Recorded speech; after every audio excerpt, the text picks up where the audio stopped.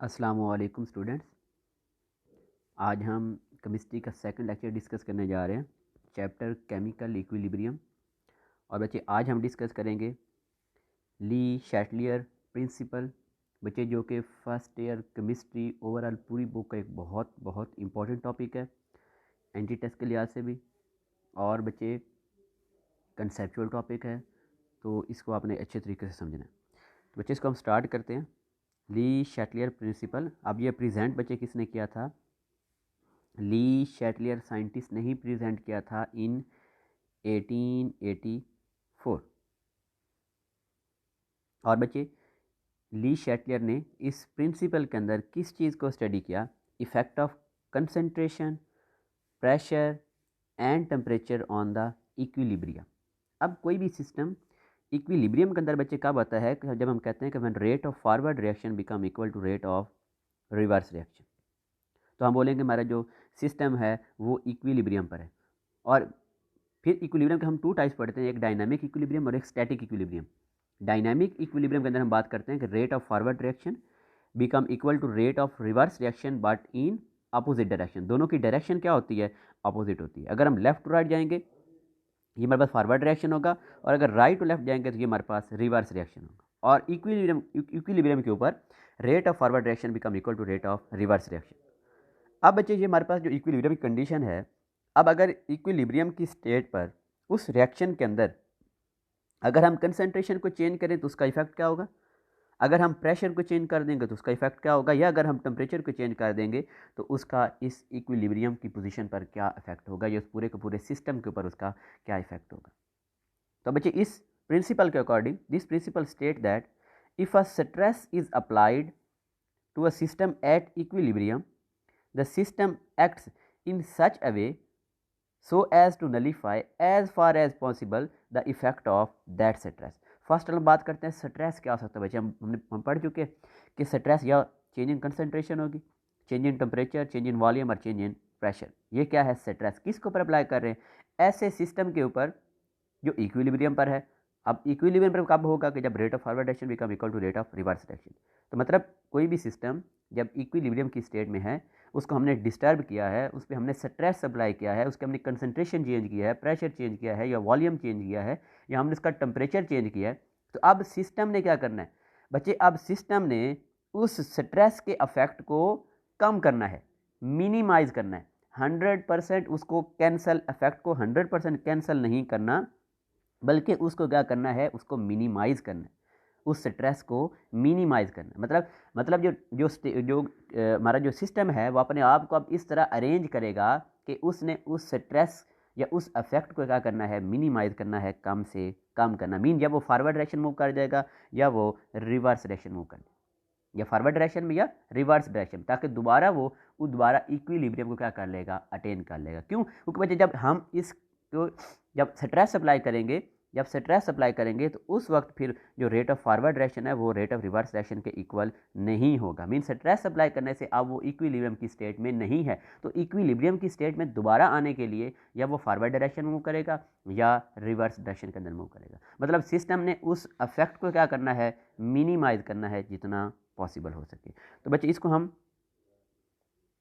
First of all अब इन stress को हम वन बाय वन पढ़ेंगे। फर्स्ट हम बात करते हैं बच्चे effect of change in concentration, कि कोई भी सिस्टम जब इक्विलिब्रियम पर होगा तो अगर उस पर हम कंसंट्रेशन को चेंज करेंगे तो उस कंसंट्रेशन का उस इक्विलिब्रियम के ऊपर या सिस्टम के ऊपर क्या इफेक्ट होगा, और वो जो सिस्टम होगा वो फॉरवर्ड डायरेक्शन में जाएगा या रिवर्स में जाएगा, और उसने उस अफेक्ट को जो है वो जो मिनिमाइज है वो कैसे करना है।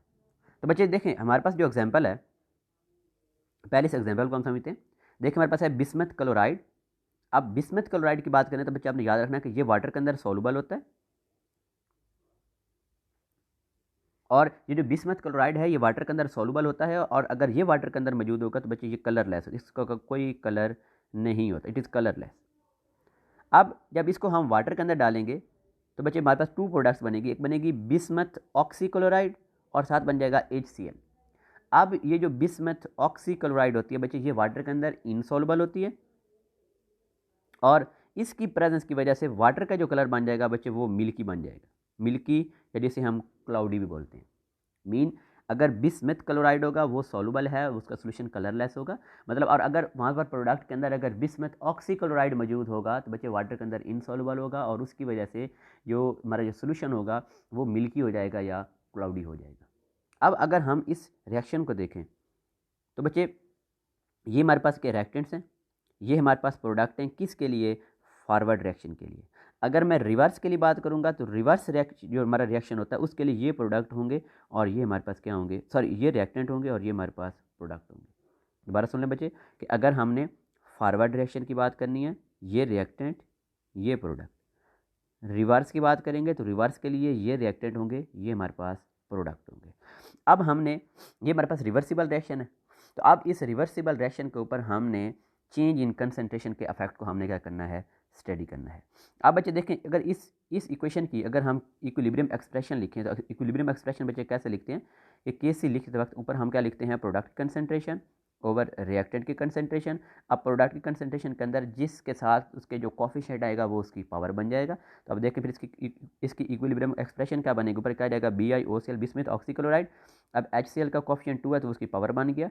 अब डिवाइड हमने इसको करना है रिएक्टेंट कंसंट्रेशन, तो ये बिस्मथ क्लोराइड और साथ में क्या आ गया, वाटर आ गया। अब इसको हम बच्चे डिस्टर्ब करने जा रहे हैं। एक बात और अपन याद रख लेनी बच्चे, बिस्मथ ऑक्सीक्लोराइड, बिस्मथ ऑक्सीक्लोराइड की कंसंट्रेशन जितनी ज़्यादा होगी तो उस सॉल्यूशन की मिल्कीनेस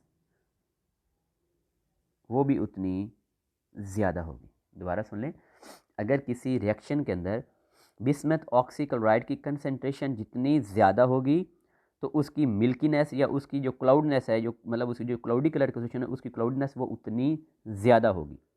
अब बच्चे देखें, अब पहले बात करते हैं कि जब हमने बिस्मथ क्लोराइड को जब हमने वाटर के अंदर ऐड किया, जैसे ही बिस्मथ क्लोराइड को वाटर के अंदर ऐड करेंगे तो उस सॉल्यूशन का कलर क्या हो जाएगा, क्लाउडी।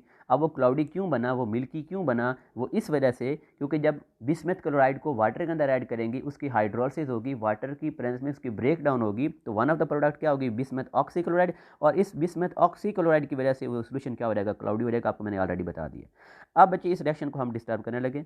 अब इस रिएक्शन के अंदर जो प्रोडक्ट वाली साइड है, प्रोडक्ट वाली साइड के अंदर हम क्या ऐड करने जा रहे हैं, HCl ऐड करने जा रहे हैं। अब जब प्रोडक्ट वाली साइड पर HCl ऐड करने जा रहे हैं तो वो एक किस्म का क्या है, स्ट्रेस है। अब चूंकि ये स्ट्रेस है तो अब ये इक्विलिब्रियम को क्या कर देगा बच्चे, डिस्टर्ब कर देगा। मीन अब rate of forward reaction rate of reverse reaction के इक्वल नहीं होगा। और अब जो रिएक्शन है, अब रिएक्शन ने उस डायरेक्शन में मूव करना है कि HCl के इफेक्ट को कम से कम किया जाए, HCl के इफेक्ट को कम से कम किया जाए। हमने यही तो पढ़ा है प्रिंसिपल के अंदर कि उसने इफेक्ट को मिनिमाइज करना है।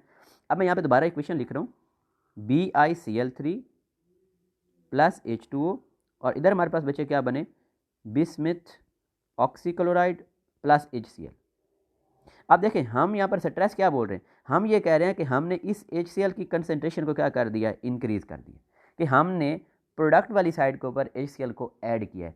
अब जब HCl को ऐड करेंगे तो अब देखें रिएक्शन किस डायरेक्शन में जाएगा बच्चे, रिएक्शन जो है वो रिवर्स डायरेक्शन में जाएगा। क्यों, क्योंकि जब वो रिवर्स डायरेक्शन में जाएगा तो हमने जो HCl ऐड किया है उसका इफेक्ट क्या हो जाएगा, मिनिमाइज। तो मतलब हमने जो HCl प्रोडक्ट वाली साइड पर हमने जो HCl ऐड किया उसके इफेक्ट को मिनिमाइज करने के लिए जो रिएक्शन है वो रिवर्स डायरेक्शन में जाएगा। और जैसे ही वो रिवर्स डायरेक्शन में जाएगा तो बिस्मथ ऑक्सीक्लोराइड की कंसंट्रेशन क्या होती जाएगी, डिक्रीज।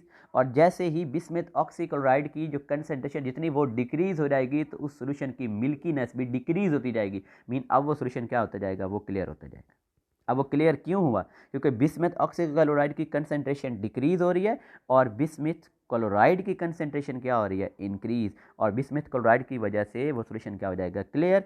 और उसकी जो मिल्कीनेस है वो क्या हो जाएगी, वो ख़त्म हो जाएगी। और वो उस वक्त तक मूव करता रहेगा कि जब तक वो दोबारा इक्विलिब्रियम को अगेन जो है वो अटेन नहीं कर लेता।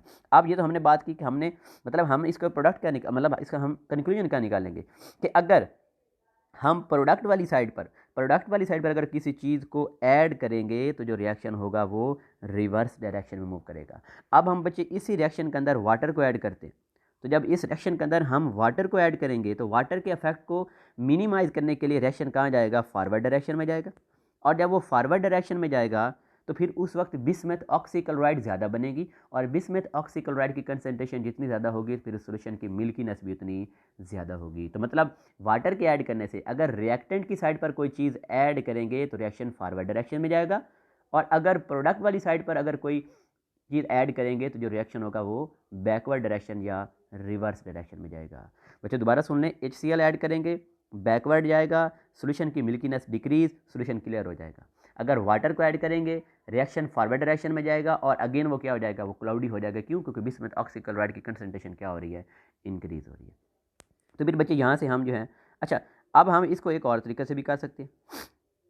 इसका हम कंक्लूजन क्या लिखेंगे बच्चे, गौर सुने, कि अगर हम रिएक्टेंट की साइड पर किसी चीज़ को ऐड करेंगे या प्रोडक्ट वाली साइड से किसी चीज़ को रिमूव करेंगे, मतलब इसी रिएक्शन से अगर मैं HCl को रिमूव करना शुरू कर दूं, जब HCl को रिमूव करूंगा तो फिर भी रिएक्शन बच्चे कहाँ जाएगा, फॉरवर्ड डायरेक्शन में जाएगा। तो यहाँ पे हमने बच्चे दो बातें कंक्लूड की हैं कि अगर रिएक्टेंट वाली साइड पर हम किसी चीज़ को ऐड करेंगे या प्रोडक्ट वाली साइड से किसी चीज़ को रिमूव करेंगे तो जो रिएक्शन होगा वो कहाँ जाएगा बच्चे, वो फॉरवर्ड डायरेक्शन के अंदर जाएगा। अब इसका उल्ट कर दें कि अगर हम प्रोडक्ट वाली साइड पर किसी चीज़ को ऐड करेंगे या वन ऑफ द रिएक्टेंट को हम रिमूव करेंगे तो बच्चे रिएक्शन कहाँ चला जाएगा, हमारा जो रिएक्शन है वो बैकवर्ड डायरेक्शन में चला जाएगा, in order to again attain the equilibrium. क्योंकि जैसे ही हमने कंसंट्रेशन को चेंज किया तो उसका इक्विलिब्रियम डिस्टर्ब हुआ, अब उसने फॉरवर्ड जाना है या बैकवर्ड जाना है इक्विलिब्रियम को दोबारा अटेन करने के लिए। तो हमने आपको बता दिया कि अगर रिएक्टेंट के साइड पर कोई चीज़ ऐड करेंगे या प्रोडक्ट से रिमूव करेंगे तो रिएक्शन फॉरवर्ड डायरेक्शन में जाएगा इक्विलिब्रियम को अटेन करने के लिए।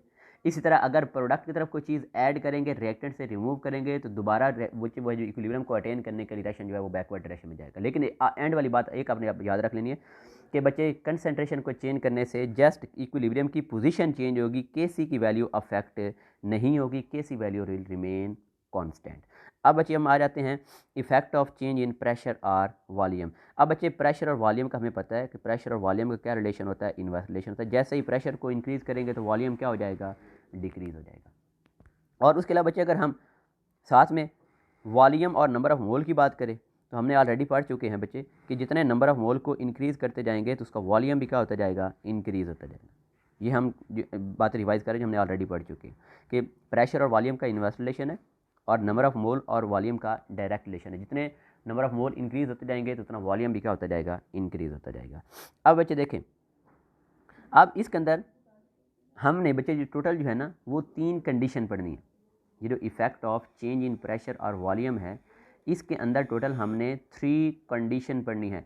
अब मैं बच्चे स्टार्ट करने जा रहा हूँ फर्स्ट कंडीशन।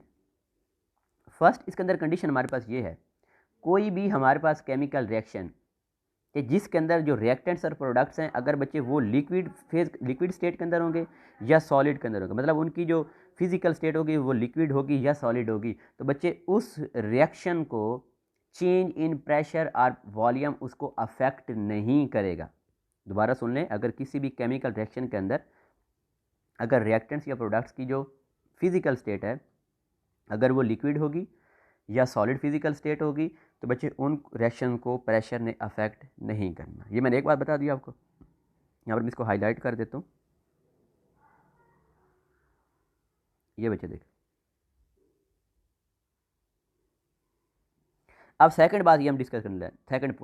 सेकंड पॉइंट बच्चे ये है कि अगर किसी रिएक्शन के अंदर रिएक्टेंट के नंबर ऑफ मोल और प्रोडक्ट के नंबर ऑफ मोल इक्वल होंगे, number of mole of reactant is equal to number of mole of product, बच्चे उन रिएक्शन को भी चेंज इन प्रेशर वो अफेक्ट नहीं करेगा।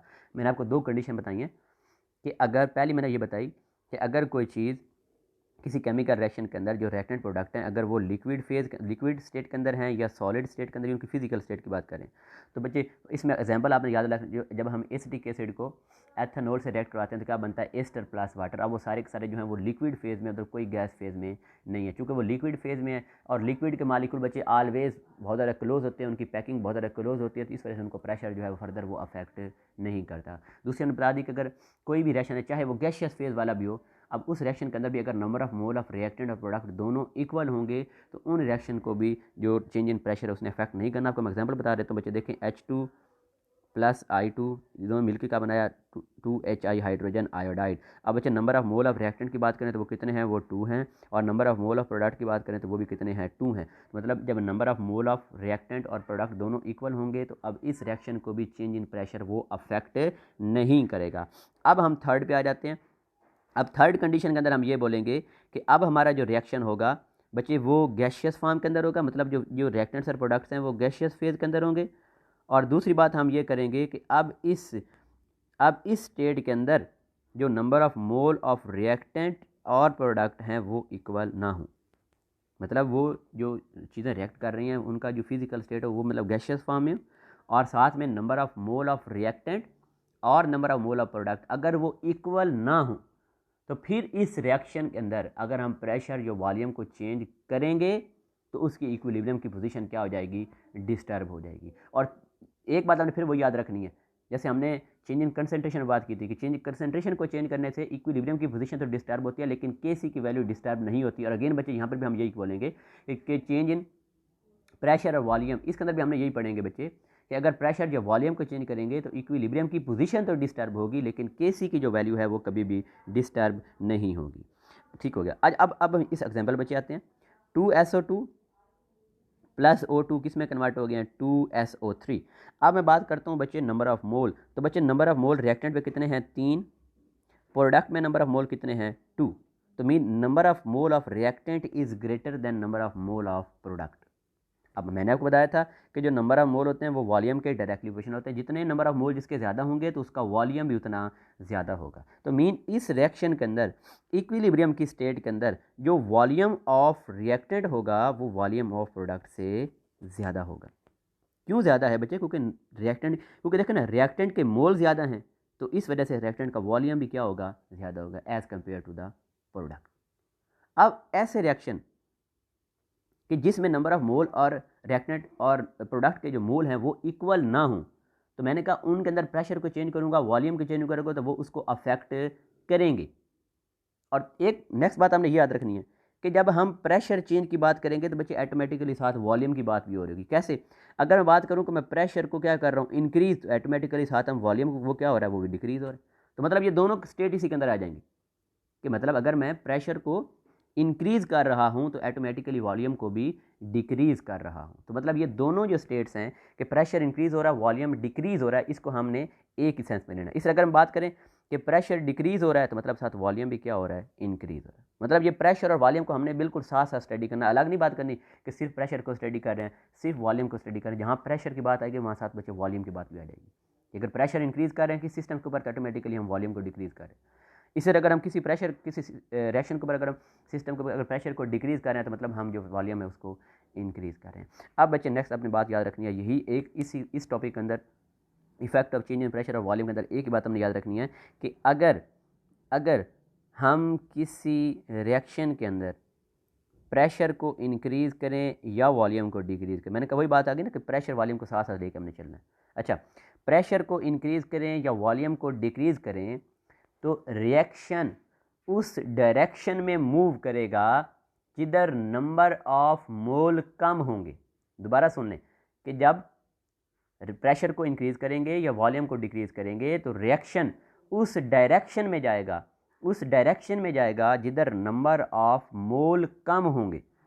अब बच्चे यहाँ पर देखें इस एग्जांपल के अंदर तो number of mole of reactant कितने हैं, 3, प्रोडक्ट के कितने हैं, 2। तो मतलब इस कंडीशन के अंदर अगर मैं प्रेशर को इंक्रीज़ करूँगा तो रिएक्शन ने किधर जाना है बच्चे, उस साइड पर जाना है जिधर नंबर ऑफ मोल कम होंगे। तो मतलब इस कंडीशन के अंदर वो रिएक्शन कहाँ जाएगा, टुवर्ड्स फॉरवर्ड डायरेक्शन। क्यों फॉरवर्ड डायरेक्शन में जा रहा है, हमने बच्चे स्टेटमेंट क्लियर कर दिए कि प्रेशर को इंक्रीज़ करेंगे या वॉल्यूम को डिक्रीज़ करेंगे तो रिएक्शन उस डायरेक्शन में जाएगा जिधर नंबर ऑफ मोल कम होंगे। तो अब नंबर ऑफ मोल किसके काम है, प्रोडक्ट के काम है। तो मतलब ये रिएक्शन किधर मूव कर जाएगा, ये फॉरवर्ड मूव कर जाएगा। अब इसका उल्ट कर दें, इसी का उल्ट कर दें कि अगर हम प्रेशर को डिक्रीज़ करेंगे या वॉल्यूम को इंक्रीज़ करेंगे तो जो हमारा जो रिएक्शन होगा वो उस डायरेक्शन में जाएगा जिधर नंबर ऑफ मोल क्या होंगे, वो ज़्यादा होंगे। ठीक हो गया। तो मतलब दोबारा मैं समराइज कर रहा हूँ बच्चे, एक ही पॉइंट हमने याद रखना है कि जब प्रेशर इंक्रीज़ करेंगे वॉल्यूम डिक्रीज़ करेंगे तो रिएक्शन उस डायरेक्शन में जाएगा जिधर नंबर ऑफ मोल कम होंगे। और इस एग्जांपल के अंदर, सिर्फ इस एग्जांपल के अंदर, चूँकि प्रोडक्ट के नंबर ऑफ मोल कम है, तो इस तरह से प्रेशर को इंक्रीज़ करने से या वॉल्यूम को डिक्रीज़ करने से रिएक्शन किधर जाएगा, फॉरवर्ड डायरेक्शन के अंदर जाएगा। एक बात और बच्चे आपने याद रख लेनी है कि इस रिएक्शन के अंदर मैंने आपको शुरू में बताया था कि वॉल्यूम ऑफ रिएक्टेंट ज़्यादा है और वॉल्यूम ऑफ प्रोडक्ट वो क्या है, कम है। मतलब रिएक्टेंट का वॉल्यूम ज़्यादा है और प्रोडक्ट का वॉल्यूम कम है। तो बच्चे एक आपने और बात भी याद रखनी नहीं है, volume of the equilibrium mixture, क्योंकि हमने कहा था कि इक्विलिब्रियम की स्टेट के ऊपर रिएक्शन के अंदर सारी चीज़ें मौजूद होंगी, रिएक्टेंट भी मौजूद होंगे, प्रोडक्ट भी मौजूद होंगे। और इस एग्जांपल के अंदर इक्विलिब्रियम की स्टेज के ऊपर जो वॉल्यूम ऑफ रिएक्शन मिक्सचर होगा वो वॉल्यूम ऑफ द रिएक्टेंट की निस्बत कम होगा। मीन वॉल्यूम ऑफ रिएक्टेंट ज़्यादा, वॉल्यूम ऑफ रिएक्शन मिक्सचर वो कम होगा। और इधर भी वही लिखा हुआ है कि जब इसको हम डिस्टर्ब करेंगे तो रिएक्शन उस डायरेक्शन में जाएगा जिधर वो इफेक्ट को मिनिमाइज़ करेगा। अब अगर मैं इस रिएक्शन के अंदर वही कि प्रेशर को इंक्रीज़ करूं या वॉल्यूम को डिक्रीज़ करूं तो रिएक्शन किधर मूव कर जाएगा बच्चे, वो फॉरवर्ड डायरेक्शन मूव कर जाएगा और फिर जो है वो अब नए इक्विलिब्रियम को अटेन कर लेगा। फिर इसी का उल्ट कर देते हैं, इसका उल्ट हम क्या करेंगे कि हम प्रेशर को डिक्रीज़ कर देते हैं और वॉल्यूम को क्या कर देते हैं, इंक्रीज़ कर देते हैं। ये देखो ये लिखा हुआ है बच्चे कि प्रेशर को डिक्रीज़ कर देंगे, वॉल्यूम को इंक्रीज़ कर देंगे, तो फिर जो रिएक्शन किधर मूव कर जाएगा, वो बैकवर्ड डायरेक्शन के अंदर मूव कर जाएगा। अब बच्चे इसको हम जैसे क्वांटिटेटिवली स्टडी कर लेते हैं। अब देखें वही इक्वेशन है, सब कुछ वही, हमने इसकी इक्विलिब्रियम की एक्सप्रेशन लिख दी। अब इस इक्विलिब्रियम की एक्सप्रेशन को हमने समझना, हम ऑलरेडी पढ़ चुके हैं कि हमने इक्विलिब्रियम की एक्सप्रेशन को कैसे लिखना है। अब देखें, अब बच्चे इस रिएक्शन के अंदर एक बात पहले अपने ये याद रख लेनी है, वॉल्यूम की बात करनी है कि वॉल्यूम नोमिनेटर में कब आता है, डिनोमिनेटर के अंदर कब आता है। मैंने आपको बताया था कि अगर रिएक्टेंट के नंबर ऑफ मोल ज़्यादा होंगे तो ये वॉल्यूम नोमिनेटर के अंदर आएगा, अगर प्रोडक्ट के नंबर ऑफ मोल ज़्यादा होंगे तो ये वॉल्यूम डिनोमिनेटर के अंदर आएगा। अब चूँकि इस रिएक्शन में रिएक्टेंट के नंबर ऑफ मोल ज़्यादा हैं तो आपको नज़र आ रहा है कि जो वॉल्यूम है बच्चे ये कहाँ आ चुका है, ये नोमिनेटर के अंदर आ चुका है। अब नोमिनेटर के ऊपर बच्चे देखिए ये एक्स क्या चीज़ है बच्चे, एक्स हमारा प्रोडक्ट है सल्फर ट्राईऑक्साइड। A-2x क्या, this is the concentration of sulphur dioxide at equilibrium. And what is B-x, B-x is the concentration of oxygen at the equilibrium position. मतलब A-2x ये SO2 की concentration है equilibrium पर, B-x ये oxygen की concentration है at equilibrium, और जो x है, x बच्चे ये क्या है, ये इस सल्फर ट्राईऑक्साइड की कंसंट्रेशन, और कैपिटल V वॉल्यूम क्या, volume of the reaction mixture. V क्या है, V is the volume of the reaction mixture at equilibrium stage. अब मैंने आपको पहले बता दिया था कि बच्चे जो Kc की वैल्यू है वो चेंज नहीं होनी, it will remain constant, just equilibrium की पोजीशन डिस्टर्ब होनी है। तो बच्चे अगर इस रिएक्शन के अंदर हम गौर से देखें तो आपको नोमिनेटर के ऊपर दो चीज़ें नजर, मैं इधर इसको लिख रहा हूँ, एक x और एक y, एक x और एक y। अब अगर मैं प्रेशर को इंक्रीज़ करता हूँ, गौर से देखना अपने, प्रेशर को इंक्रीज़ करता हूँ तो मतलब मैं वॉल्यूम को क्या कर रहा हूँ, डिक्रीज़ कर रहा हूँ। तो मतलब अगर प्रेशर को इंक्रीज़ करें, वॉल्यूम को डिक्रीज़ करें। अब बच्चे हमने x और v इस एग्जाम्पल के अकॉर्डिंग, मतलब जिनके अंदर number of mole of reactant ज़्यादा हूँ और वॉल्यूम नोमिनेटर के अंदर है, इसकी मैं बात कर रहा हूँ। इसके अंदर जैसे ही वॉल्यूम डिक्रीज़ होगा तो हमें x को इंक्रीज़ करना पड़ेगा। क्यों, ताकि इन दोनों का प्रोडक्ट क्या रहे, कांस्टेंट। इन दोनों का प्रोडक्ट कांस्टेंट होगा तभी तो Kc की वैल्यू क्या रहेगी, कांस्टेंट रहेगी। दोबारा बच्चे सुन लें, मैं अगेन आपको बता रहा हूँ कि वॉल्यूम नोमिनेटर के अंदर क्यों आया, क्योंकि number of mole of reactant ज़्यादा थे, number of mole of reactant ज़्यादा थे, वॉल्यूम आ गया नोमिनेटर के अंदर। अब मैं वॉल्यूम और x दोनों को स्टडी कर रहा हूँ। अगर वॉल्यूम और x इन दोनों का प्रोडक्ट कांस्टेंट रहेगा तो फिर Kc की वैल्यू भी कांस्टेंट रहेगी। अब इनका प्रोडक्ट कैसे कांस्टेंट होगा, अगर मैं प्रेशर को इंक्रीज़ करूँगा, वॉल्यूम डिक्रीज़ हुआ। अब वॉल्यूम अगर डिक्रीज़ हुआ तो ऑटोमेटिकली मुझे x को इंक्रीज़ करना पड़ेगा। अब x क्या था बच्चे, x was the concentration of SO3। तो मतलब जब प्रेशर इंक्रीज़ करेंगे, वॉल्यूम डिक्रीज़ करेंगे, तो रिएक्शन उस डायरेक्शन में जाएगा कि जिधर उस x की कंसंट्रेशन क्या होगी, इंक्रीज। मतलब रिएक्शन किधर जाएगा, वो फॉरवर्ड डायरेक्शन में जाएगा, क्योंकि वो फॉरवर्ड डायरेक्शन के अंदर जाएगा तो SO3 की कंसंट्रेशन इंक्रीज़ होगी, या मतलब x की कंसंट्रेशन क्या हुई, इंक्रीज़ हुई। अब इसी का हम उल्ट कर देते हैं बच्चे। इसका उल्ट क्या करेंगे कि अगर हम प्रेशर को डिक्रीज़ करेंगे तो वॉल्यूम क्या हो जाएगा, वो इंक्रीज़ हो जाएगा। जब इधर वॉल्यूम इंक्रीज़ होगा तो फिर बच्चे अब अगेन उस चीज़ को कांस्टेंट रखने के लिए फिर एक्स की वैल्यू क्या हो जाएगी, वो डिक्रीज हो जाएगी। जब वॉल्यूम इंक्रीज होना फिर एक्स ने डिक्रीज होना, क्यों, प्रोडक्ट को कांस्टेंट रखना है। तो फिर रिएक्शन किधर चला जाएगा, reaction will go into the backward direction. है बच्चे वही चीज़ आपको मैंने पहले बताई थी कि प्रेशर इंक्रीज करेंगे या वॉल्यूम डिक्रीज करेंगे तो रिएक्शन उस डायरेक्शन में जाएगा जिधर नंबर ऑफ मोल कम होंगे। लेकिन इसको अब हमने क्वांटिटेटिवली वो भी स्टडी कर लिया बच्चे। अब अगले एग्जाम्पल पे हैं बच्चे। अब इस एग्जाम्पल के अंदर अगर देखें तो बच्चे यहाँ पर number of mole of product ज़्यादा हैं, number of mole of reactant ज़्यादा है। मैंने कहा था अगर प्रोडक्ट का नंबर ऑफ मोल ज़्यादा हो तो फिर जो वॉल्यूम एक्सप्रेशन है वो कहाँ पे आएगा, वो डिनोमिनेटर के अंदर आएगा। नेक्स्ट एग्जांपल देखें, इधर भी number of mole of product क्या है ज़्यादा, number of mole of reactant क्या है कम, तो इधर भी जो वॉल्यूम आएगा वो डिनोमिनेटर के अंदर आएगा। एक बात होगी। दूसरी बात हमने वही कहा था, प्रेशर को इंक्रीज करेंगे रिएक्शन उस डायरेक्शन में जाएगा जिधर नंबर ऑफ मोल कम होंगे। इधर नंबर ऑफ मोल कितने हैं 2, इधर कितने हैं 1, इधर कितने हैं 2, इधर कितने हैं 1। तो आप खुद देख लें अगर इस रिएक्शन के अंदर अगर मैं प्रेशर को इंक्रीज करूंगा या वॉल्यूम को डिक्रीज करूंगा तो आप खुद बताएं रिएक्शन किधर जाएगा बच्चे, रिएक्शन उस डायरेक्शन में जाएगा जिधर नंबर ऑफ मोल कम होंगे। तो मीन वो किधर जाएगा, वो रिवर्स डायरेक्शन में जाएगा। और इधर भी वो कहाँ जाएगा, रिवर्स डायरेक्शन के अंदर जाएगा। अब उल्ट कर दें, अगर प्रेशर को डिक्रीज करें वॉल्यूम को इंक्रीज करें तो फिर किधर चला जाएगा, वो फॉरवर्ड डायरेक्शन के अंदर चला जाएगा। ठीक हो गया बच्चे। अब इसको यहाँ से भी क्वांटिटेटिवली भी स्टडी कर लेते हैं। अब देखें, अब ये जो इक्विलिब्रियम की एक्सप्रेशन आई पड़ी है वॉल्यूम डिनोमिनेटर के अंदर है, तो मतलब जो number of mole of product थे, number of mole of product वो ज़्यादा थे और number of mole of reactant वो कम थे। अब इस एक्सप्रेशन के अंदर बच्चे एक्स प्रोडक्ट जो है वो ऊपर है, जो वॉल्यूम है वो नीचे है। अब इस कंडीशन में क्या करना है कि अगर एक्स इंक्रीज़ होगा तो वॉल्यूम को भी इंक्रीज़ करना पड़ेगा, तभी दोनों एक दूसरे क्या कर देंगे, कैंसिल करेंगे और के सी की वैल्यू कांस्टेंट रहेगी। जो ऊपर मैंने एग्जांपल बताई थी आपको SO3 वाली, तो बच्चे उसके अंदर एक्स और वी वो साथ साथ पड़े थे। अगर वॉल्यूम इंक्रीज़ हुआ तो एक्स को डिक्रीज़ करना पड़ा था, या अगर एक्स इंक्रीज़ हुआ तो वॉल्यूम को डिक्रीज़ करना पड़ा था, दोनों का प्रोडक्ट कांस्टेंट रहे। लेकिन इस इक्वेशन के अंदर जब number of mole of product ज़्यादा होंगे तब एक्स बटे के ऊपर है, वॉल्यूम बटे के नीचे है। अब क्या होगा कि अगर एक्स इंक्रीज़ होगा तो हमें वॉल्यूम को भी इंक्रीज़ करना पड़ेगा, और अगर एक्स डिक्रीज़ हुआ तो हमें वॉल्यूम को भी डिक्रीज़ करना पड़ेगा। तब ये एक दूसरे का फैक्ट को क्या करेंगे, कैंसिल। और इसमें वही आ जाएगी कि जब नंबर ऑफ मोल को इंक्रीज़ करेंगे, प्रेशर को इंक्रीज़ करेंगे, वॉल्यूम को डिक्रीज़ करेंगे, तो रिएक्शन किधर जाएगा, बैकवर्ड डायरेक्शन में जाएगा। क्यों, क्योंकि जब वो बैकवर्ड डायरेक्शन में जाएगा तो उस वक्त एक्स भी क्या हो जाएगा, डिक्रीज़ हो जाएगा। मैंने आपको बताया कि इस इक्वेशन के अंदर अगर v को कम करेंगे तो x को भी कम होना पड़ेगा ताकि kc की वैल्यू कांस्टेंट रहे। अब x हमारे पास देखें, जब वॉल्यूम को डिक्रीज़ करूंगा मीन प्रेशर को इंक्रीज़ करूंगा, वॉल्यूम को डिक्रीज़ करूंगा, तो रिएक्शन इस डायरेक्शन में जाएगा। क्यों, क्योंकि जब इस डायरेक्शन में बैकवर्ड डायरेक्शन में जाएगा तो x की कंसंट्रेशन क्या होगी, वो डिक्रीज़ होगी। बच्चे नेक्स्ट हम बात करते हैं effect of change in temperature. इससे पहले मैं आपको एंडोथर्मिक और एक्सोथर्मिक बता दूं। हमें पता है बच्चे कि अगर रिएक्टेंट वाली साइड के ऊपर हम हीट को ऐड करेंगे तो बच्चे वो कौन सा रिएक्शन बच्चे होगा, वो एंडोथर्मिक होगा।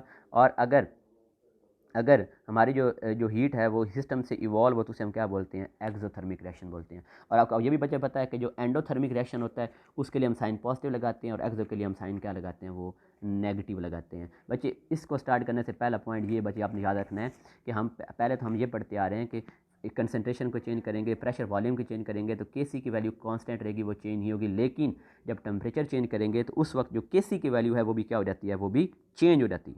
अब यहाँ पर टेम्परेचर को चेंज करेंगे तो के सी की वैल्यू भी चेंज हो जाएगी।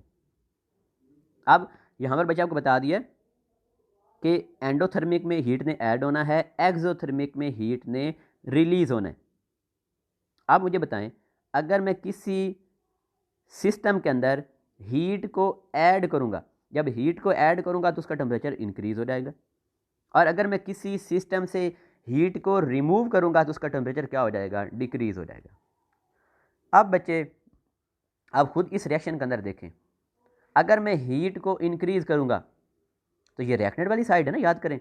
अब हीट भी रिएक्टेंट का पार्ट है, तो मतलब जब मैं हीट को इंक्रीज करूंगा, जब किसी रिएक्शन के टेम्परेचर को इंक्रीज करूंगा तो अगर वो एंडोथर्मिक रिएक्शन होगा तो वो किधर जाएगा, वो फॉरवर्ड डायरेक्शन में जाएगा, और अगर वो एक्सोथर्मिक होगा तो वो रिवर्स डायरेक्शन के अंदर जाएगा। मैं दोबारा सुन लें, अगर टेम्परेचर को इंक्रीज करेंगे, इंक्रीज इन टेम्परेचर इंक्रीज करेंगे तो जो एंडोथर्मिक होगा वो फॉरवर्ड के अंदर जाएगा, और जो एक्सोथर्मिक होगा वो रिवर्स के अंदर जाएगा। अब उल्ट कर दें, अगर टेम्परेचर को डिक्रीज करूंगा तो जो एंडोथर्मिक वाला वो रिवर्स के अंदर जाएगा और एक्सोथर्मिक के अंदर जाएगा, वो फॉरवर्ड के अंदर जाएगा। इसको हम एक ही लाइन से समराइज करते हैं, जो कि ली चार्टियर प्रिंसिपल ने कहा था कि अगर किसी रिएक्शन के टेम्परेचर को इंक्रीज करेंगे इट फेवर एंडोथर्मिक रिएक्शन, अगर टेम्परेचर को डिक्रीज करेंगे इट फेवर एक्सोथर्मिक रिएक्शन। बच्चे इस लाइन को आपने जेन में बिठाएंगे तो आपको टॉपिक समझ आएगा। दोबारा सुन लें, टेम्परेचर को इंक्रीज करेंगे तो रिएक्शन एंडोथर्मिक डायरेक्शन में जाएगा, मतलब वो एंडोथर्मिक फेवर करेगा, और अगर टेम्परेचर को डिक्रीज करेंगे तो वो एक्सोथर्मिक फेवर करेगा। इस नेक्स्ट प्रोसीड करने से पहले आपने एक बात याद रख लेनी है, बल्कि इस एग्जांपल में आपको समझाता हूँ। बच्चे अगर आप एग्जांपल देखें गौर से, कार्बन मोनोऑक्साइड प्लस वाटर, ये स्टीम फॉर्म में वाटर हमने ऐड किया, क्या बना, कार्बन डाइऑक्साइड प्लस हाइड्रोजन। आपको बच्चे डेल्टा एच नेगेटिव नजर आ रहा है, मतलब ये कौन सा रिएक्शन है, ये एक्सोथर्मिक रिएक्शन है, ये एक्सोथर्मिक रिएक्शन है। अब बच्चे अगली आपने बात ये याद रखनी है, अगर मैं इसके फॉरवर्ड की बात करूंगा तो फॉरवर्ड के अंदर ये क्या है, एक्सोथर्मिक है, लेकिन जब इसी के मैं रिवर्स की बात करूंगा तो ये एंडोथर्मिक होगा। ये बात आपने क्लियर करनी है, दोबारा सुन लें। अगर देखें डेल्टा एच क्या है, नेगेटिव, तो मतलब फॉरवर्ड में जाऊंगा तो ये रिएक्शन होगा फॉरवर्ड के अंदर एक्सोथर्मिक, लेकिन अगर इसी के अंदर बैकवर्ड डायरेक्शन में जाऊंगा तो ये रिएक्शन कौन सा होगा, एंडोथर्मिक होगा। इस तरह हम एक और एग्जांपल ले लेते हैं, लेट्स सपोज कोई भी एग्जांपल है, उसके अंदर डेल्टा एच क्या है, वो पॉजिटिव है। अब ये एंडोथर्मिक है, तो मतलब इसके अंदर अगर मैं फॉरवर्ड के अंदर जाऊंगा तो वो एंडो होगा, और अगर रिवर्स के अंदर जाऊंगा तो वो एक्सो होगा। दोबारा मतलब बच्चे उल्ट कर देना, अगर एक डायरेक्शन के अंदर वो एंडो है तो एग्जैक्टली ऑटोमेटिकली वो दूसरी डायरेक्शन में क्या होगा, एक्सो होगा। अब इस रिएक्शन में देखें ना, डेल्टा एच पॉजिटिव है तो मतलब ये एंडोथर्मिक रिएक्शन है, तो इसमें फॉरवर्ड जाऊंगा तो एंडो, रिवर्स आऊंगा तो एक्सो हो जाएगा। अब ये बात एग्जाम्पल दी है, अब इसके अंदर ये एक्सोथर्मिक है तो मीन फॉरवर्ड के अंदर जाऊंगा तो एक्सो होगा, रिवर्स के अंदर जाऊंगा तो वो एंडोथर्मिक होगा। और दूसरी बात मैं दोबारा बता रहा हूँ, हमने कहा था टेम्परेचर बढ़ेगा तो रिएक्शन उस डायरेक्शन में जाएगा जिधर वो किसको फेवर करेगा, एंडोथर्मिक को, और अगर टेम्परेचर को डिक्रीज करेंगे तो किसको फेवर करेगा, एक्सोथर्मिक को फेवर करेगा। अब इसी को हम यहाँ समझ लेते हैं। अब देखें यहाँ पर इस रिएक्शन की बात करते हैं दोबारा। अब इस रिएक्शन के बजाय कौन सा रिएक्शन है, ये एक्सोथर्मिक रिएक्शन। अब ये एक्सोथर्मिक अगर रिएक्शन है तो मतलब ये फॉरवर्ड के अंदर क्या है, एक्सो, और ये रिवर्स के अंदर क्या है, एंडो। फॉरवर्ड के अंदर एक्सो और रिवर्स के अंदर एंडो। तो बच्चे अब बात हमारी क्लियर होगी, क्या बात क्लियर होगी कि अगर इस रिएक्शन के अंदर अगर मैं टेम्परेचर को इंक्रीज करूंगा तो टेम्परेचर को इंक्रीज करूंगा तो इंक्रीज इन टेम्परेचर किसको फेवर करता है, एंडोथर्मिक को, और इस कंडीशन में एंडो कहाँ पे है, रिवर्स के अंदर है, तो मतलब इस रिएक्शन के अगर टेम्परेचर को इंक्रीज करेंगे तो वो रिवर्स डायरेक्शन मूव कर जाएगा। मुझे दोबारा मैं इसको बता रहा हूँ, इस रिएक्शन के अंदर फॉरवर्ड में जाएंगे एक्सो, रिवर्स के अंदर आएंगे एंडो। अब बात कर लेते हैं टेम्परेचर की।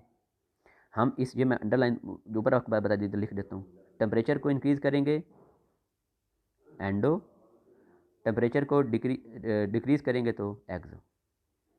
टेम्परेचर को इंक्रीज करेंगे एंडो, और अगर टेम्परेचर को डिक्रीज करेंगे तो वो क्या आ जाएगा, एक्सोथर्मिक आ जाएगा। अब ये सारी बातें मैंने लिख दी हैं, तो बच्चे आप खुद बताएं कि अगर मैं रिएक्शन के टेम्परेचर को अगर मैं यहाँ पे लिख रहा हूँ, ये देखिए ये इंक्रीज करूँगा, जब इंक्रीज करूँगा तो उसने किसको फेवर करना है, एंडो को, और अगर एंडो को फेवर करना है तो इस एग्जाम्पल में वो किधर जाएगा, वो रिवर्स डायरेक्शन में जाएगा।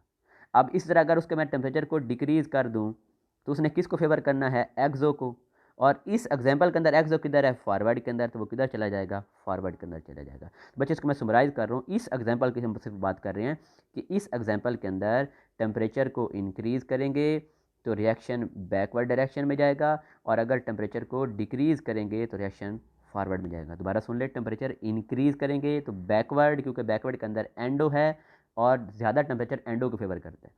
टेम्परेचर को डिक्रीज करूँगा, फॉरवर्ड में जाएगा, क्यों, क्योंकि जब टेम्परेचर को डिक्रीज करते हैं तो वो एक्सो को फेवर करता है, और यहाँ पर फॉरवर्ड में क्या पड़ा है, एक्सोथर्मिक रिएक्शन पड़ा है। अब बच्चे आ जाते हैं इस एग्जांपल के ऊपर, अब आपको यहाँ से सारी चीज़ क्लियर हो जाएगी। अब जब देखें क्या है, पोटाशियम आयोडाइड सॉलिड फॉर्म में प्लस पोटाशियम आयोडाइड वो एक्वस फॉर्म, मतलब उसको हम वाटर के अंदर डिजोल्व कर रहे हैं, और ये हमारे पास क्या है, एक एंडोथर्मिक है। अब बच्चे फॉरवर्ड के अंदर ये क्या है, एंडो, रिवर्स के अंदर ये क्या है, एक्सो। मैंने कहा ना उल्ट करना है आपने, क्योंकि अब इसमें हीट एब्जॉर्ब हो रही है, पॉजिटिव वाला है, तो मतलब फॉरवर्ड के अंदर ये एंडो है तो ऑटोमेटिकली फिर रिवर्स के अंदर ये क्या होगा, एक्सो होगा। फिर साथ इधर मैं लिख रहा हूँ, टेम्परेचर इंक्रीज़ करेंगे तो एंडो को फेवर करेगा, टेम्परेचर डिक्रीज़ करेंगे तो एक्सो को फेवर करेगा। दोबारा बच्चे सुन लें, टेम्परेचर को इंक्रीज़ करेंगे तो वो किसको फेवर करता है, एंडो को फेवर करता है। अगर टेम्परेचर को डिक्रीज़ करेंगे तो वो एक्सो को फेवर करता है। तो बच्चे इस रिएक्शन के अंदर पोटाशियम आयोडाइड सॉलिड फॉर्म में है, वाटर के अंदर डिज़ोल्व होने जा रहा है। तो अब आप अगर बच्चे खुद देखें तो इस रिएक्शन के अंदर अगर मैं टेम्परेचर को इंक्रीज़ करूँगा तो टेम्परेचर इंक्रीज़ किसको फेवर करता है, एंडोथर्मिक को। और इस कंडीशन के अंदर वो एंडो किधर है, फॉरवर्ड डायरेक्शन में। तो मतलब इस रिएक्शन के अंदर जितना टेम्परेचर बढ़ाते जाएंगे तो रिएक्शन उतना ज़्यादा फॉरवर्ड डायरेक्शन में जाएगा। मीन उस पोटाशियम आयोडाइड की वाटर के अंदर सॉल्युबिलिटी इंक्रीज होती जाएगी। जितना टेम्परेचर ज़्यादा उसकी सॉल्युबिलिटी उतनी ज़्यादा।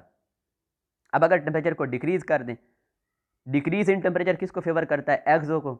और इस एग्जाम्पल में एक्सो किधर है, वो रिवर्स डायरेक्शन में है। तो जब टेम्परेचर को डिक्रीज करेंगे तो रिएक्शन बैकवर्ड डायरेक्शन में जाएगा, तो मीन उसकी सॉल्युबिलिटी डिक्रीज होती जाएगी। और बच्चे लास्ट में बात करते हैं, कुछ ऐसे साल्ट्स होते हैं कि जिन जब रिएक्शन करवाते हैं तो ना उनकी जो हीट ना इवॉल्व होती है ना एब्जॉर्ब होती है। तो ऐसे साल्ट्स की जो सॉल्युबिलिटी होती है उसको टेम्परेचर अफेक्ट नहीं करता। अब ये पोटाशियम आयोडाइड की सॉल्युबिलिटी के अंदर हमने क्या कहा कि टेम्परेचर बढ़ाएंगे तो इसकी सॉल्युबिलिटी इंक्रीज, टेम्परेचर डिक्रीज करेंगे तो इसकी सॉल्युबिलिटी डिक्रीज। क्यों? क्योंकि ये एंडोथर्मिक रिएक्शन था। अब इस एग्जाम्पल में देखें तो बच्चे अगर कोई रिएक्शन है, जैसे हम बात करें ये लिथियम क्लोराइड है, लिथियम कार्बोनेट है। अब इनके जो रिएक्शन है वो है एक्सोथर्मिक, ये मैंने माइनस में लिख दिया, ये क्या है, एक्सोथर्मिक है। तो मतलब ये फॉरवर्ड के अंदर एक्सो और रिवर्स के अंदर एंडो होंगे। ओवरऑल रिएक्शन एक्सोथर्मिक है ना, तो फिर फॉरवर्ड में एक्सो होगा, रिवर्स में एंडो होगा। अच्छा, अब इसके अगर मैं टेम्परेचर बढ़ाता हूँ और बच्चे टेम्परेचर बढ़ाऊंगा तो जो इंक्रीज इन टेम्परेचर होता है वो किसको फेवर करता है, एंडो को। तो जब वो एंडो को फेवर करेगा तो फिर रिएक्शन किधर चला जाएगा, रिवर्स डायरेक्शन में। जब वो रिवर्स डायरेक्शन में जाएगा तो फिर उसकी सॉल्युबिलिटी डिक्रीज हो जाएगी। तो मतलब यहाँ पर क्या हुआ कि अगर वो साल्ट उनकी हीट ऑफ सोल्यूशन एक्सोथर्मिक है तो फिर उनके अंदर टेम्परेचर बढ़ाएंगे तो उनकी सॉल्युबिलिटी डिक्रीज होती जाएगी।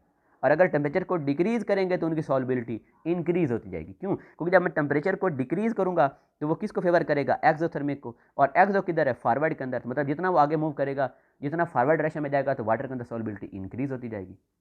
तो मतलब मैं यहाँ से ऐसे समराइज कर रहा हूँ, ऐसे सोल्यूशन जिनकी इंथैल्पी ऑफ सोल्यूशन वो क्या है, एंडो, इधर इंथैल्पी ऑफ जिनकी क्या है, एक्सो। तो अब अगर जो एंडो वाले, जैसे हम पोटाशियम आयोडाइड एग्जांपल करें, इनका अगर बच्चे टेम्परेचर को इंक्रीज करूंगा तो सॉल्युबिलिटी इंक्रीज होगी, टेम्परेचर को डिक्रीज करूंगा तो सॉल्युबिलिटी डिक्रीज हो जाएगी। अब मैं यहाँ पे लिख रहा हूँ जिनकी इंथैल्पी ऑफ सोल्यूशन जो है वो नेगेटिव है, मतलब वो एक्सोथर्मिक वाले हैं। उनके अंदर जैसे लिथियम क्लोराइड है, उनके अंदर अगर टेम्परेचर को इंक्रीज करूंगा तो उनकी सॉल्युबिलिटी डिक्रीज होगी, मतलब इन्वर्स है। और अगर टेम्परेचर को डिक्रीज करूंगा तो सॉल्युबिलिटी इंक्रीज होती जाएगी। बच्चे लास्ट के ऊपर हम बात करते हैं इफेक्ट ऑफ कैटलिस्ट। बच्चे याद रखना कि जो कैटलिस्ट होता है ना ये केसी को अफेक्ट करता है ना ये इक्विलिब्रियम की पोजीशन को अफेक्ट करता है, दोनों को अफेक्ट नहीं करता। ना केसी को अफेक्ट करता है ना इक्विलिब्रियम की पोजीशन को अफेक्ट करता है। फिर हम कैटलिस्ट यूज़ क्यों करते हैं, कैटलिस्ट सिर्फ इस वजह से यूज़ करते हैं ताकि हमारा जो इक्विलिब्रियम की जो पोजीशन है वो जल्द से जल्द अटेन हो जाए, क्योंकि ये फॉरवर्ड डायरेक्शन को भी स्पीड अप करता है और बैकवर्ड डायरेक्शन को भी स्पीड अप करता है, ताकि दोनों जल्दी से जल्दी होंगी और हमारा जो रिएक्शन है वो जो है वो इक्विलिब्रियम की स्टेट में जल्द से जल्द आ जाएगा। और ये कैसे करता है, एक्चुअली वही कि ये सिस्टम की एक्टिवेशन एनर्जी को क्या कर देता है, डिक्रीज। जब एक्टिवेशन एनर्जी डिक्रीज होगी तो फॉरवर्ड भी फास्ट होगा, रिवर्स भी फास्ट होगा। तो इसका क्या होगा कि जो बच्चे हमारे पास जो है वो रिएक्शन है उसका इक्विलिब्रियम वो जल्दी जल्दी अटेन हो जाएगा। लेकिन इक्विलिब्रियम की पोजीशन और केसी वो अफेक्ट नहीं होंगे, they will remain constant. Next बच्चे हम बात करते हैं हैबर्स प्रोसेस की, synthesis of ammonia by the Haber process. अब ये हैबर प्रोसेस बच्चे it was developed by the German chemist F Haber and first use in 1933।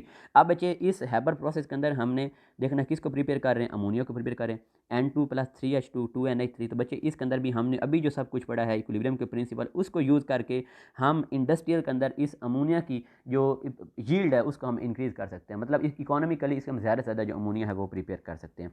तो बच्चे पहला पॉइंट आप देखें, ली-चैटर प्रिंसिपल के अकॉर्डिंग थी, अगर मैं प्रोडक्ट को रिमूव करूंगा, जितना अमोनिया को रिमूव करूंगा तो रिएक्शन किधर जाएगा, फॉरवर्ड डायरेक्शन में जाएगा। तो मतलब जितना अमोनिया को वहाँ से जैसे बनेगा उसको वैसे वैसे वहाँ से निकालते जाएंगे तो अमोनिया की जो प्रोडक्ट है वो उतनी ज़्यादा बनेगी। अब आ जाए प्रेशर वाली बात पे, देखें बच्चे इधर नंबर ऑफ मोल कितने हैं 4, इधर नंबर ऑफ मोल कितने हैं 2। तो फिर जब प्रेशर को इंक्रीज़ करेंगे तो रिएक्शन उधर जाना ज़्यादा, नंबर ऑफ मोल कम है। तो मतलब इस कंडीशन के अंदर प्रेशर को इंक्रीज़ करेंगे या वॉल्यूम को डिक्रीज़ करेंगे तो रिएक्शन बच्चे किधर जाएगा, टुवर्ड फॉरवर्ड डायरेक्शन जाएगा। तीसरी बच्चे हम बात करते हैं टेम्परेचर की। तो टेम्परेचर में देखें तो ये एक्सो है, मीन फॉरवर्ड के अंदर ये एक्सो है और रिवर्स के अंदर ये एंडो है।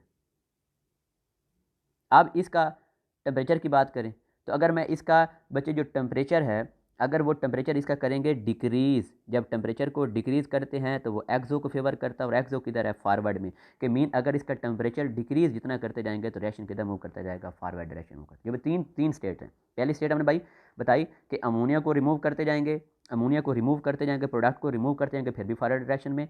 प्रेशर को इंक्रीज़ करेंगे फिर भी फॉरवर्ड डायरेक्शन में, अगर टेम्परेचर को डिक्रीज़ करेंगे तो फिर भी फॉरवर्ड डायरेक्शन में जाएगा। तो मतलब इसके अकॉर्डिंग फिर हम अमोनिया की जो मैक्सिमम वो यील्ड ले सकते हैं। तो मतलब हमने तीन कंडीशन यहाँ पे रख दी है अमोनिया की मैक्सिमम यील्ड ऑब्टेन करने के लिए, high pressure, low temperature and continuous removal of ammonia. अब बच्चे हमने फिर साथ ये भी कहा था कि जैसे जैसे टेम्परेचर को चेंज करेंगे तो केसी की वैल्यू क्या होगी, चेंज होगी। बच्चे टेम्परेचर जो होता है वो केसी की वैल्यू के इन्वर्स रिलेशन होता है, जितना टेम्परेचर बढ़ाते जाते हैं तो केसी की वैल्यू उतनी कम होती जाती है। जब टेम्परेचर को डिक्रीज़ करेंगे तो केसी की वैल्यू क्या हो जाएगी, इंक्रीज़। क्यों, क्योंकि जो केसी एच होता है ये डिपेंड करता है प्रोडक्ट के ऊपर, जितनी प्रोडक्ट ज़्यादा तो केसी की वैल्यू भी उतनी ज़्यादा होगी।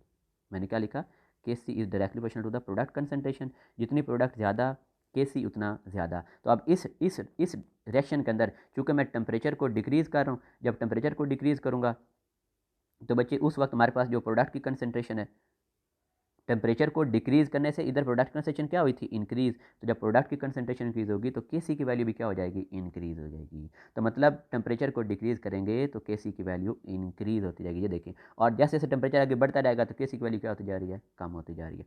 अब बच्चे हमने ना ऑप्टिमम कंडीशन लेकर आनी है कि जिससे हमारी जो है ना अमोनिया की वो मैक्सिमम यील्ड आए। अब प्रॉब्लम क्या है कि जब हम हाई प्रेशर रखेंगे, लो टेम्परेचर रखेंगे तो यील्ड तो बहुत ज़्यादा आ जाएगी, अमोनिया प्रोड्यूस तो बहुत ज़्यादा, लेकिन हमारा जो रेट ऑफ रिएक्शन है वो बहुत ज़्यादा स्लो हो जाएगा।